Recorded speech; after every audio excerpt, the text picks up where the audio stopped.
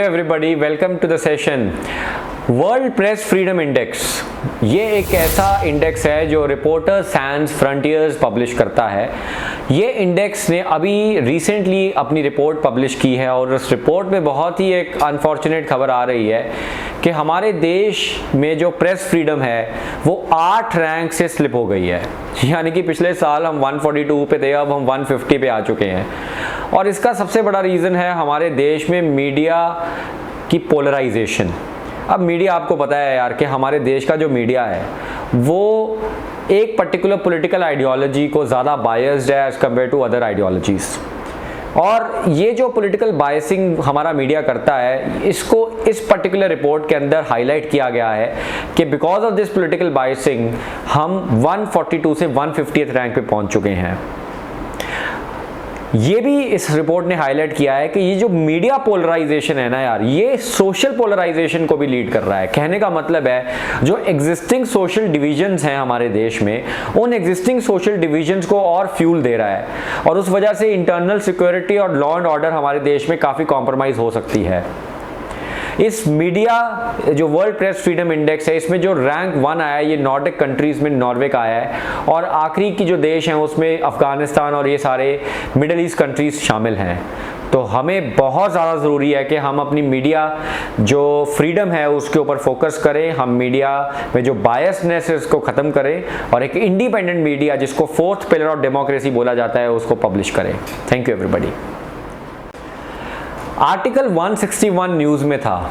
देखिए, आर्टिकल 161 जो है वो article 72 of the Indian constitution जैसा आर्टिकल है। Article 72 of the Indian constitution pardoning powers of the president की बात करता है।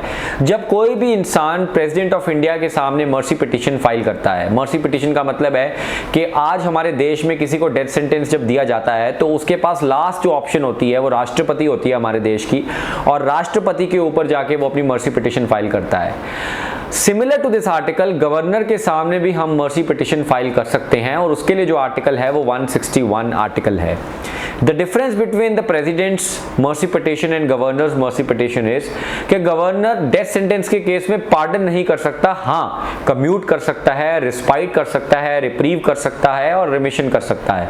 ऑन दी अदर हैंड राष्ट्रपति हमारे देश के अंदर पार्डन भी कर सकता है, मतलब उसकी पूरी की पूरी सजा माफ भी कर सकता है। अभी रिसेंटली ये न्यूज़ में इसलिए था क्योंकि तमिलनाडु गवर्नमेंट ने using article 161 governor of Tamil Nadu को ये पिटीशन मर्सी पिटीशन किसी की डाली है कि आप इसको जो है वो आज़ाद करो, तो इस वजह से ये न्यूज़ में था।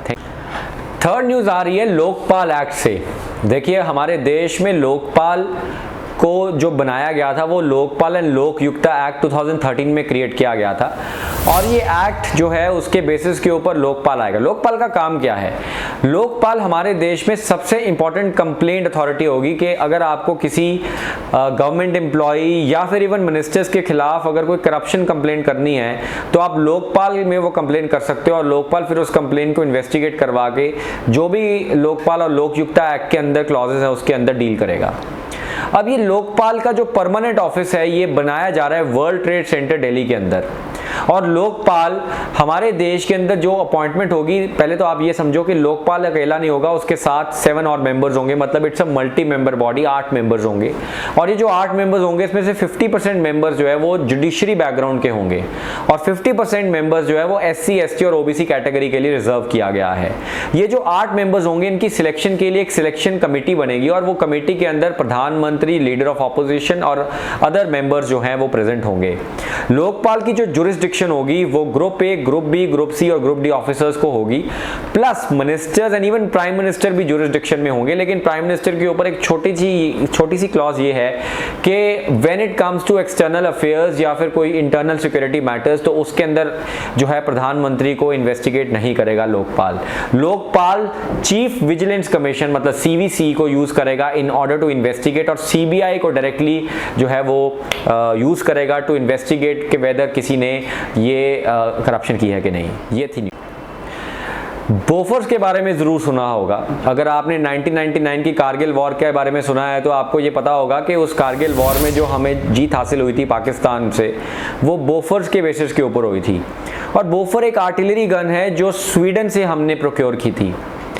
अब एक आर्टिलरी गन न्यूज़ में है जो हमने खुद बनाई है, ये इंडिजिनाइज्ड है, ये हमने अपने भारत में बनाई है।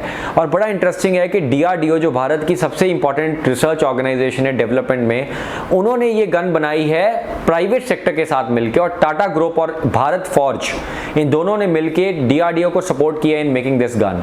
इस गन का नाम है ATAGS। ATAGS जो गन है, अटैक्स जिसको बोलते हैं, अभी अभी DRDO ने उसको साइंटिफिकली एक्सपेरिमेंट किया और आर्मी ने फाइनल अप्रूवल दे दी है वैलिडेशन के बाद कि अब ये गन हम यूज़ कर सकते हैं इन आर आर्मी की सर्विस के अंदर।